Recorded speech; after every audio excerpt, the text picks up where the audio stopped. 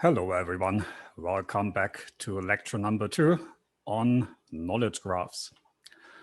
So in the first lecture, I already introduced knowledge graphs as one of the main topics that we are covering for the first couple of weeks.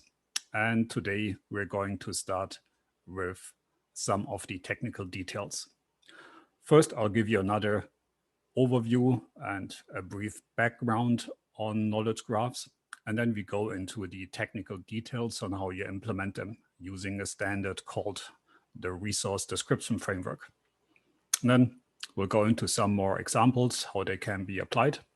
And that's going to be it for today. So, but before we look into the technical side, why are knowledge graphs interesting for an AI application? Last time I also introduced ELIZA, this grandfather of all chatbots, simulating a psychotherapist. And you should have all tried out ELIZA with one of the implementation that's available.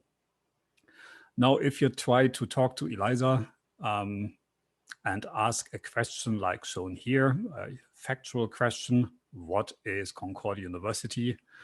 You can see you're not going to get any useful information out of ELIZA.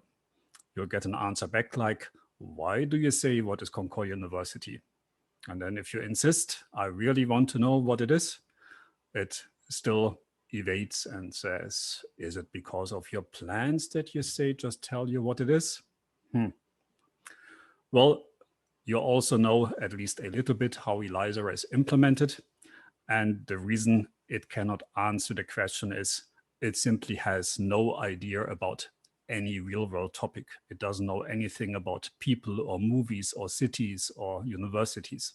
It just can't give you an answer. Now, fast forwarding from ELIZA to a modern AI assistant like the Google Assistant. And if you ask Google or Alexa or Siri about Concordia, you're going to get an answer that talks in detail about what Concordia University is. It's located in Montreal and various other information around it. So that's a big difference. How does Google or Alexa or Siri know about this? Well, not because somebody programmed this in a lot of manual work, like hundreds, thousands of rules or if statements. If question contains Concordia University, then do this and that. That would be insane and simply not scale and work for all the topics you could ask. Instead, I've shown you this generic assistant architecture here. All of these modern assistants, apart from the natural language processing, rely on some kind of knowledge base where they store information about cities, movies, restaurants, whatever you can ask them. So this is what we're going to look at today and in the next couple of weeks. How can you build such a knowledge base? How can you query it? And how then can you use it inside an application like here a chatbot? But you can also use it in other AI applications. In the introduction, I briefly mentioned what a knowledge graph is. It's knowledge represented in graph form, where graph is the mathematical structure that you learned about in other courses. So something with nodes and edges, in this case, directed edges between the nodes. And here we are using the graph to represent information about entities, attributes, and their relationships. So the nodes represent the entities. For example, Concordia University would be an entity.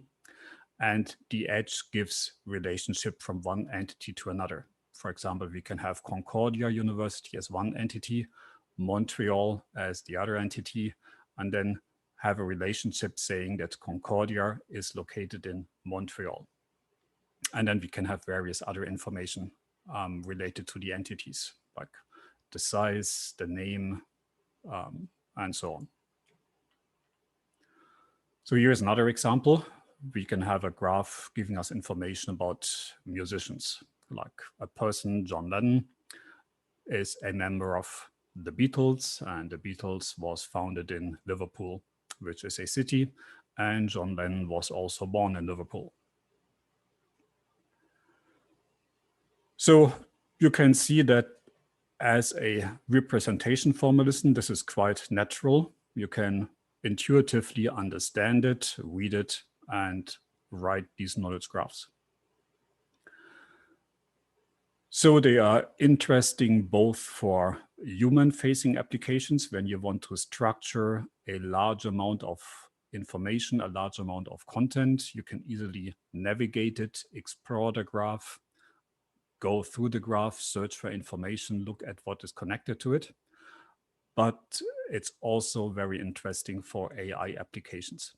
So many modern AI applications have knowledge graph technology as part of their architecture, like these intelligent assistants that we talked about.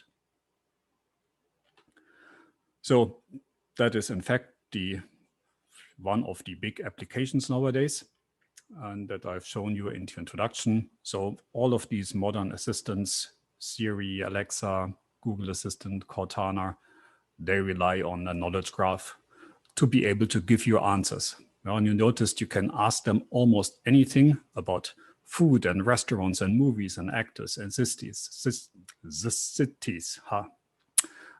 universities and so on.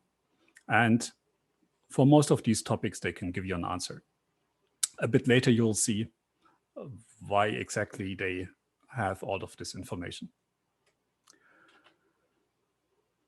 But again, knowledge graphs are not limited to intelligent assistants. They are used in applications like decision support systems, where you have large amount of context information, where you want to have an AI support the human in analyzing the information. In this case here, you see a system that is built on top of Watson again, but here it's used to analyze statements about a vehicle accident, and it's analyzing all the entities that were in there and connecting them with each other. They can be used in applications for discovery-driven tasks. For example, if you do something like drug discovery, or in general, any type of applications where you have to do reasoning. I also showed an example in the first lecture where we were asking about the population of the US when Bill Gates was born, I think it was. So here you have to be able to connect multiple pieces of information together.